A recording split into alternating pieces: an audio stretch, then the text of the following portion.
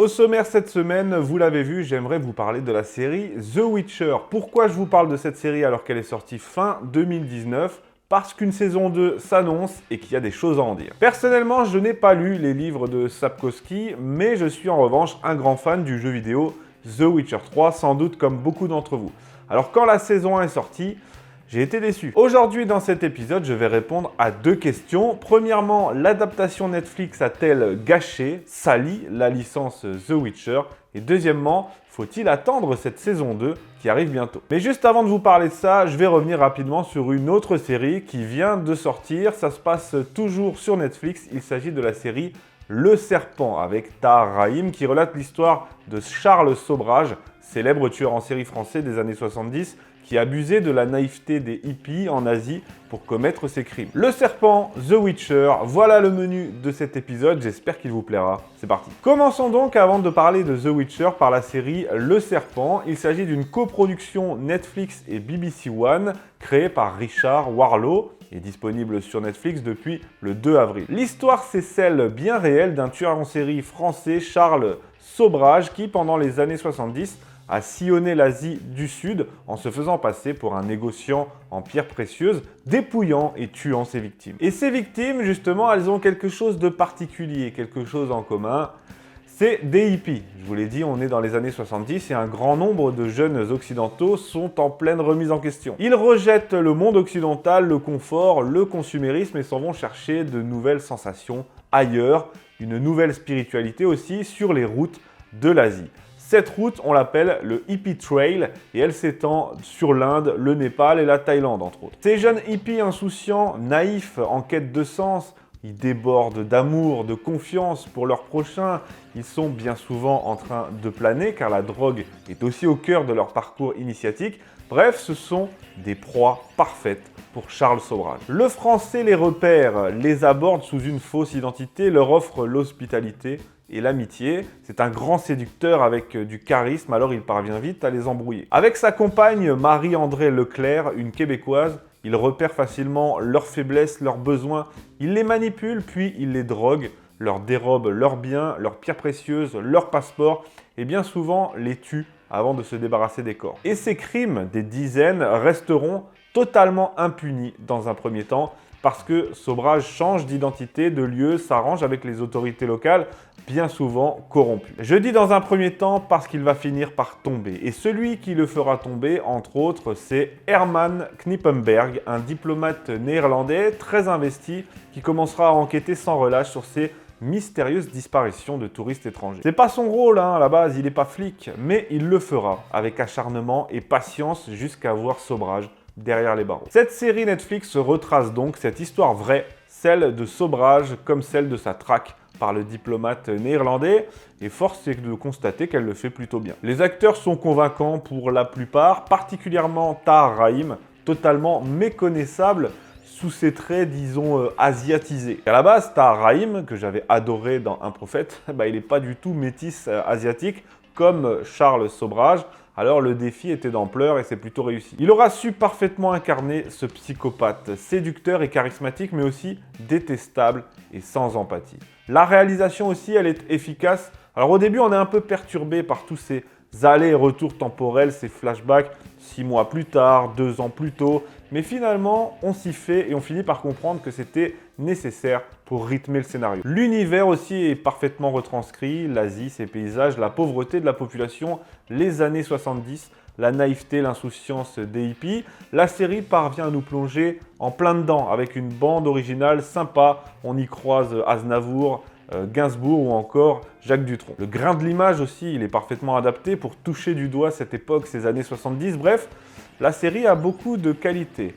Mais il y a des choses bizarres aussi, comme par exemple, pour ceux qui regardent en VO, Master Race, l'accent épouvantable de l'actrice qui incarne Marie-André Leclerc. C'est censé être une Québécoise francophone, sauf que l'actrice est anglaise, donc au final, non seulement elle parle mal français, mais en plus, On voit qu'elle essaye d'y mettre un accent québécois, mais pour une anglaise c'est difficile, elle sait pas du tout ce que c'est, et ça donne un truc hyper bizarre qui au final n'est ni français ni québécois. Bref, vous l'aurez compris, la série est plutôt bonne, j'aime beaucoup les biopics, et là c'est le cas, donc ça m'a plu. Certes, elle prend quelques libertés avec l'histoire réelle, l'histoire originale, mais rien de bien méchant. Elle aura parfaitement retranscrit l'univers, l'histoire, l'intrigue, mais aussi la personnalité des personnages, notamment celle de Marie-André Leclerc, la compagne du tueur, partagée entre son amour pour Charles et sa terreur face à ses agissements dont elle est la complice. Elle est complètement dans la négation du réel, dans une sorte de dualité destructrice. Et d'ailleurs, ça c'est un sujet que les féministes n'aiment pas beaucoup, le rapport de certaines femmes avec les tueurs,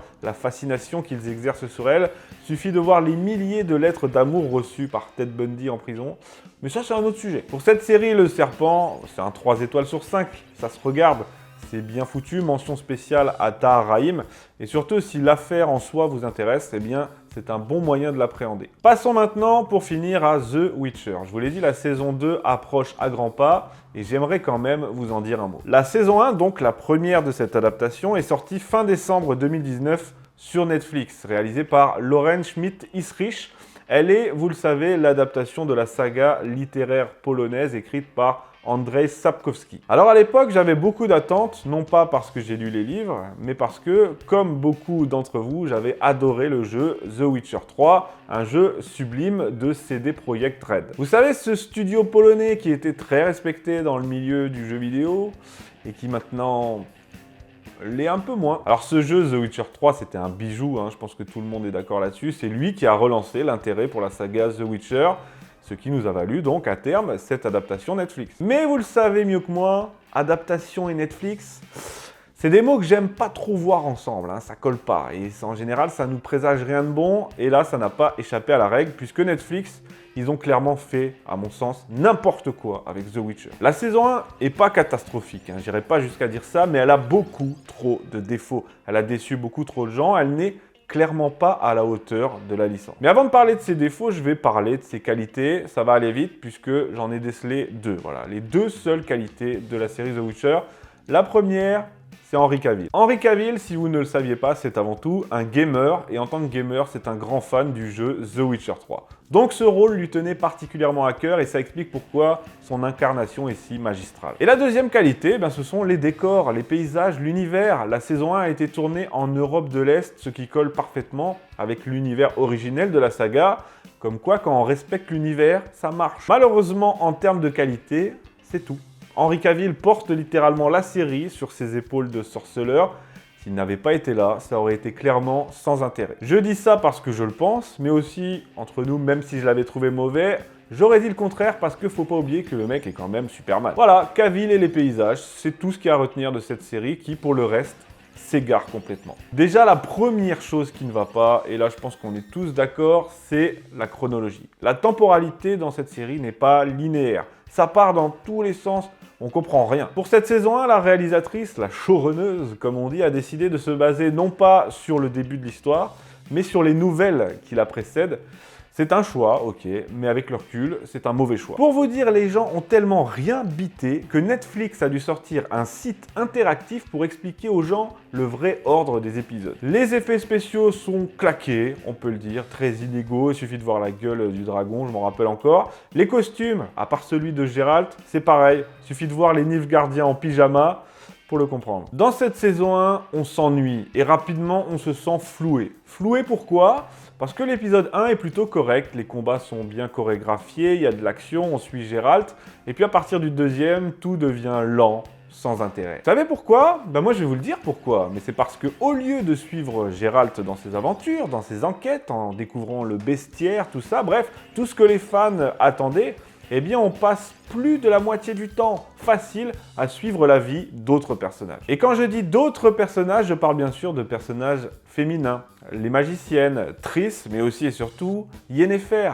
On s'en fout de Triss et Yennefer. Clairement, on est venu là pour suivre les aventures du sorceleur, pas pour connaître toute la vie intime des gonzesses qui l'environnent. Et ça, c'est encore un choix de la showrunneuse, mettre l'accent sur les femmes. C'est du Netflix tout craché, quoi. Alors non pas que les femmes m'intéressent pas, loin de là, Mais là, on parle d'une série The Witcher. Pour vous dire, quand j'ai regardé la série à l'époque, je savais même pas qu'il avait réalisé. J'étais objectif, je baignais dans l'innocence. Et puis très vite, la première chose qui m'a frappé, à part la lenteur, c'est que j'ai trouvé la réalisation très féminine. Parce qu'on passe un temps fou sur Yennefer, sur les femmes de cet univers, mais aussi parce que les phases de combat sont aussi rares qu'insipides. Et je vous parle même pas du combat final, la seule raison qui m'a fait tenir jusqu'au bout, parce qu'il était complètement pourri. Et puis, dernière chose, il y a beaucoup de choses à dire, mais je vais m'arrêter là, sinon je vais y passer 1 heure. On a parlé de Netflix et du fait que forcément, quand il s'agit de Netflix, on a le droit à notre lot de féminisme imposé.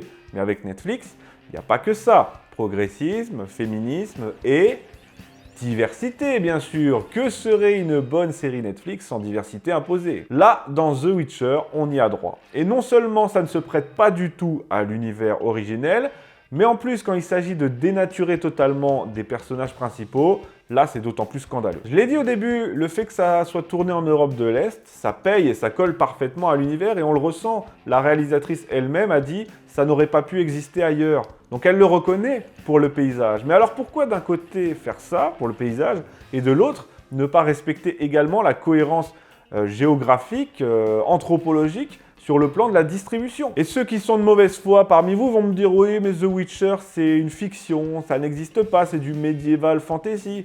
Ok, mais ça n'enlève rien au fait qu'il s'agit à la base d'un univers médiéval européen, d'une vision fantastique de l'Europe de l'Est du Moyen-Âge. Et pour moi, toucher à ça, c'est totalement dénaturer l'œuvre. The Witcher appartient à un univers de fiction, oui, mais un univers de fiction européen. Alors imposer de la diversité là-dedans, de la diversité juste pour la diversité, désolé, mais c'est n'importe quoi et puis c'est purement idéologique. Ça me désole franchement d'avoir à expliquer ça, mais par exemple si je regarde une série sur un univers asiatique, je m'attends à voir l'Asie, quoi, voir des paysages asiatiques, entendre des musiques asiatiques et puis voir des asiatiques, quoi. C'est complètement dingue, mais c'est simple comme concept. C'est dingue d'avoir expliqué ça en fait. J'ai même lu une critique, je crois que c'était sur Sens Critique, d'un mec qui se définissait comme black, et là je le cite, et qui disait avoir été déçu par le casting parce qu'il collait pas à l'univers que lui, tout black qu'il est, en tant que fan, chérissait tant. Là, non seulement cet univers anthropologique, disons, n'est pas respecté parce que c'est du Netflix, mais en plus,